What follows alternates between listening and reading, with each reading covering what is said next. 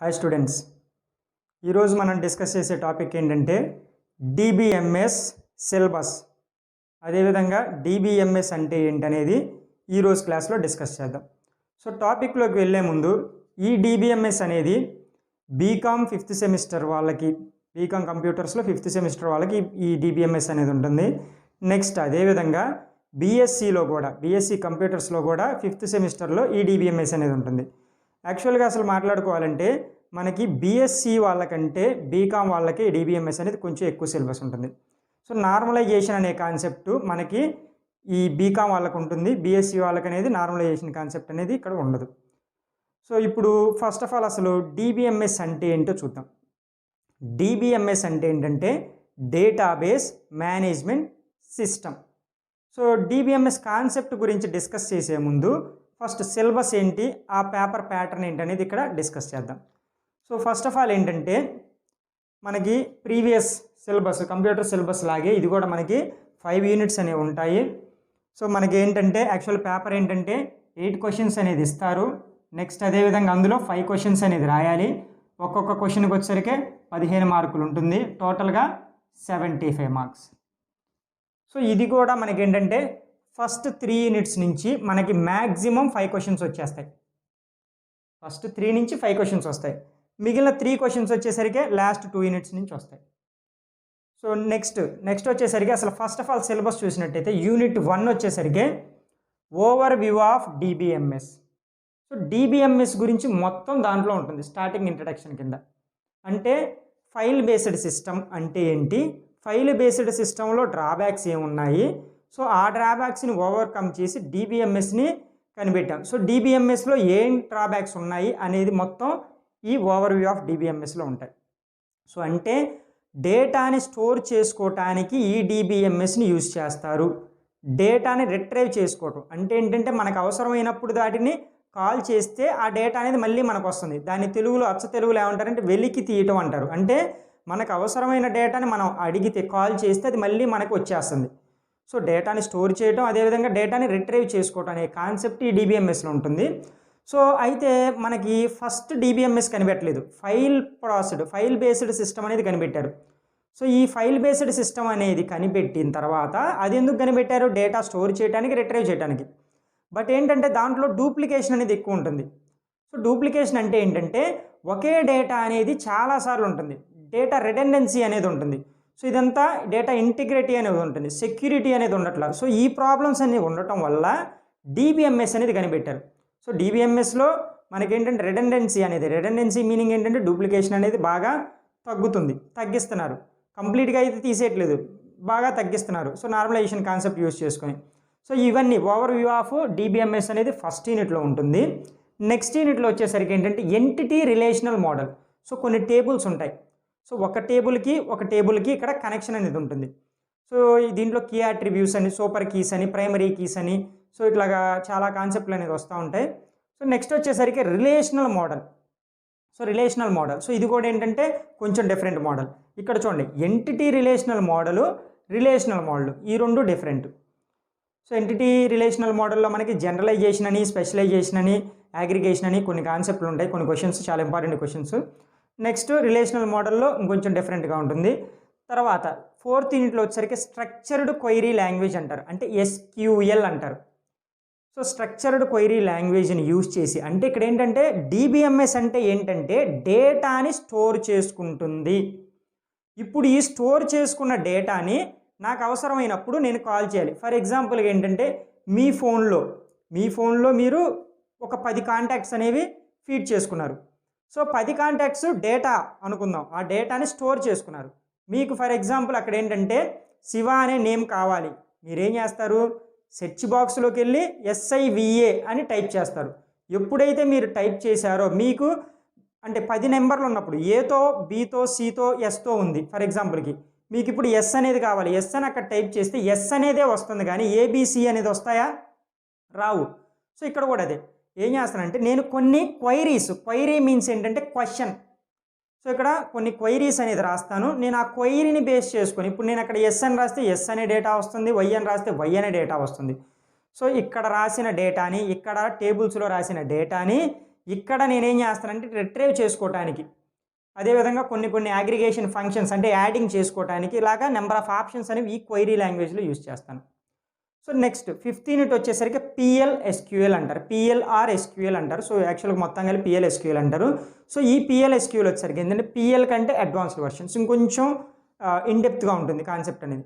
So ఈ 5 యూనిట్లో మీకు యాక్చువల్గా ఈ 3 యూనిట్స్ అనేది చాలా సింపుల్ కాన్సెప్ట్లు. ఇక్కడ 3rd యూనిట్ రిలేషనల్ మోడల్లోనే మనకేంటంటే నార్మలైజేషన్ కాన్సెప్ట్ అనేది BSc వాళ్ళకి ఏమో ఉండదు, బీకామ్ కంప్యూటర్ వాళ్ళకి నార్మలైజేషన్ కాన్సెప్ట్ అనేది ఉంటుంది. సో యాక్చువల్గా ఇది మనకి సిలబస్.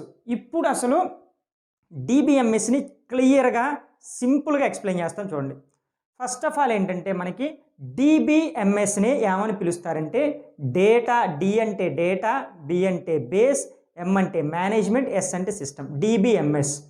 సో ఈ DBMSని నేనేం చేస్తున్నానంటే 2 పార్ట్స్గా డివైడ్ చేశాను. సో ఇక్కడ అన్ని మెటీరియల్స్లో ఇలా ఉండకపోవచ్చు, నేను మీకు ఈజీ కోసం 2 పార్ట్స్గా డివైడ్ చేశాను. ఒకసారి క్లియర్గా అబ్జర్వ్ చేయండి. ఫస్ట్ వన్ వచ్చేసరికి ఏంటంటే డేటాబేస్, సెకండ్ వన్ వచ్చేసరికి మేనేజ్మెంట్ సిస్టమ్.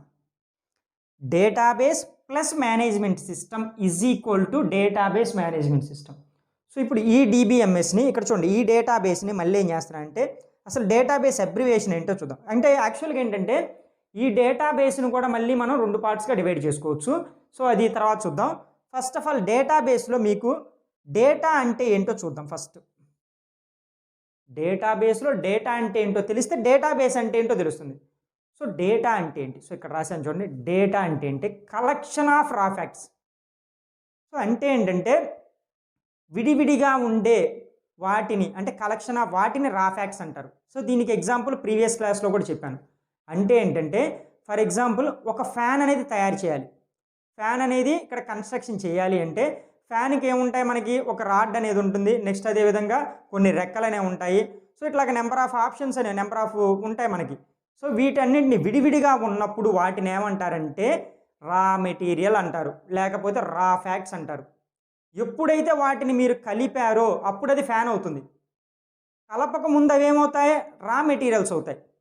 లేదు, ఒక బిల్డింగ్ కన్స్ట్రక్షన్ అనేది చేస్తున్నారు. సో బిల్డింగ్ కన్స్ట్రక్షన్ అనేది చేస్తున్నప్పుడు మనకి ఏమేమి రిక్వైర్మెంట్స్ కావాలి, శాండ్, ఇసుక అనేది కావాలి, నెక్స్ట్ వచ్చరికి ఆ కంకర్ అనేది కావాలి, నెక్స్ట్ అదేవిధంగా ఐరన్ అనేది కావాలి, నెక్స్ట్ అదేవిధంగా సిమెంట్ అనేది కావాలి. సో ఇవన్నీ విడివిడిగా పెడితే వాటన్నిటిని ఏమంటారంటే రా మెటీరియల్ అంటారు. సో వాటన్నిటిని కలిపి ఏదైనా ఒక కన్స్ట్రక్షన్ చేస్తే, ఒక గోడ కడితే దాన్ని వచ్చేసరికినేమో గోడ అంటున్నాము, ఒక హౌస్ కడితే దాన్ని కన్స్ట్రక్షన్ చేస్తే దాన్ని హౌస్ అంటారు. సో ఇట్లా ఏంటంటే నెంబర్ ఆఫ్ వాటిని ఏంటంటే డేటా అంటారు. విడివిడిగా ఉంటే అది రా ఫ్యాక్ట్స్. సో డేటా అంటే ఏంటో మీకు అర్థమైపోయింది. సో డేటా అంటే ఏంటి, కలెక్షన్ ఆఫ్ రా ఫ్యాక్ట్స్, విడివిడిగా ఉండే వాటన్నింటిని ఇక్కడ డేటా అంటున్నాను. సో ఇక్కడ నెక్స్ట్ వచ్చేసరికి ఏంటంటే ఇక్కడ ఈ కాన్సెప్ట్లోకి వచ్చేద్దాం. సో ఇప్పుడు డేటా అంటే ఏంటి, కలెక్షన్ ఆఫ్ రా ఫ్యాక్ట్స్. మరి డేటా బేస్ అంటే ఏంటి? డేటా అంటే ఏంటో మీకు అర్థమైంది. డేటా బేస్ అంటే ఏంటంటే collection of data. Simple. Data అంటేనేమో కలెక్షన్ ఆఫ్ రా ఫ్యాక్ట్స్, మరి డేటా బేస్ అంటే కలెక్షన్ ఆఫ్ డేటా అన్నాడు. సో ఫర్ ఎగ్జాంపుల్ ఇప్పుడు చూడండి 1+1 అని ఇచ్చాను.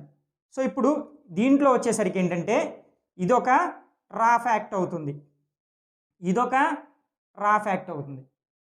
దీన్ని రెండింటిని కలిపితే ఇదేమవుతుందంటే డేటా అవుతుంది. అంటే చూడండి, ఇదొక రా ఫ్యాక్ట్, ఇదొక రా ఫ్యాక్ట్, కలెక్షన్ ఆఫ్ రా ఫ్యాక్ట్స్నేగా డేటా అంటున్నాను. నెక్స్ట్ చూడండి, ఇలాంటి డేటా ఉన్నాయి అంటే 1+1 అని మళ్ళీ ఇచ్చాను, నెక్స్ట్ 1+1 అని ఇచ్చాను. సో దీంట్లో కూడా ఇది వచ్చేసరికి రా ఫ్యాక్ట్, ఇది రా ఫ్యాక్ట్, నెక్స్ట్ ఇది కూడా రా ఫ్యాక్ట్, ఇది కూడా రా ఫ్యాక్ట్. ఈ 2 రా ఫ్యాక్ట్లను కలిపితే ఏమైంది, ఇది డేటా అయింది. దీన్ని డేటా అంటారు. సో ఈ డేటాలన్నింటినీ కలిపితే అది డేటాబేస్ అవుతుంది. సో క్లియర్గా ఉంది కదా. డేటా అంటేనే collection of raw facts, database అంటే కలెక్షన్ ఆఫ్ డేటా. సో డేటాలన్నింటినీ కలిపి ఒక దగ్గర చేస్తే అది డేటాబేస్ అయింది. So clear. నెక్స్ట్ వచ్చేసరికి మేనేజ్మెంట్ సిస్టమ్ అంటే ఏంటి? సో మేనేజ్మెంట్ సిస్టమ్ అంటే ఏంటంటే set of programs stored and retrieved those data. అంటే ఏంటంటే డేటాబేసులో నేను కొంత డేటాని స్టోర్ చేస్తున్నాను. మన సెల్ ఫోన్లో మనం కాంటాక్ట్ నెంబర్స్ని ఎలాగైతే స్టోర్ చేస్తామో డేటాబేస్లో కొన్ని కలెక్షన్ ఆఫ్ డేటాని, అంటే కొన్ని నేమ్స్ అనేది ఇక్కడ స్టోర్ చేసేసాను.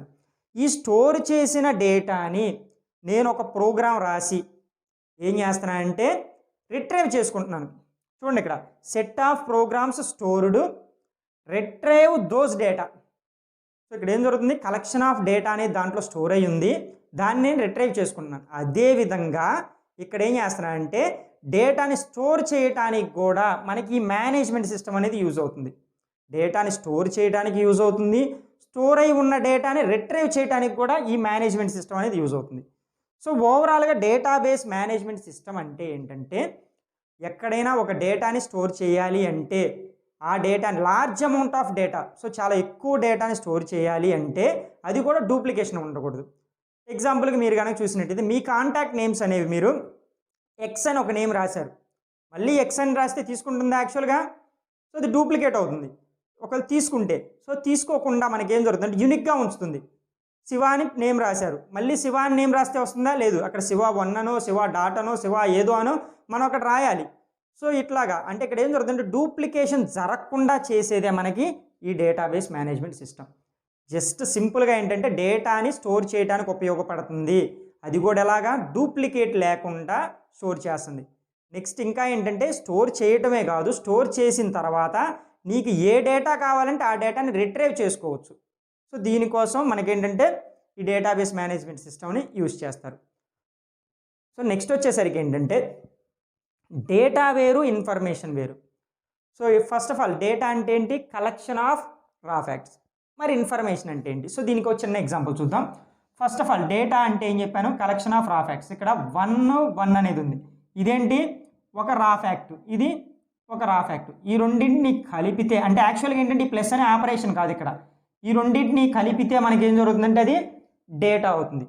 మరి ఇన్ఫర్మేషన్ ఎప్పుడు అవుతుంది? సో ఇన్ఫర్మేషన్ అంటే ఏంటంటే ఇక్కడ చూడండి, ఇక్కడ జరిగింది చూసారా ప్రాసెస్, ఈ ప్లస్ అనే ఆపరేషన్ జరిగి ప్రాసెస్ జరిగిన తర్వాత వచ్చే అవుట్పుట్నే మనం ఏమంటామంటే ఇన్ఫర్మేషన్ అంటాం.